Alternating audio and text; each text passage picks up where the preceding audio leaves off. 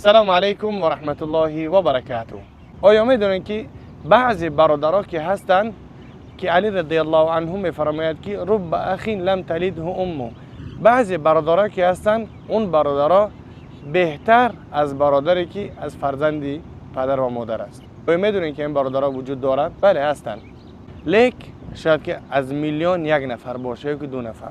الحمدلله که اونها هم وجود دارند. الله سبحانه و تعالی میفرماید که انما المؤمنون اخوه، بدرسی که همه مؤمن ها برادر هستند. الحمدلله که برادر هستیم. الله سبحانه و تعالی هر کجایی که باشین در حفظ امان الله باشین.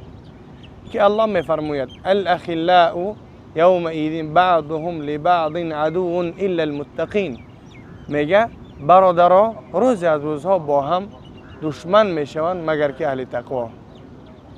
وقتی اذان شد سلام علیکم.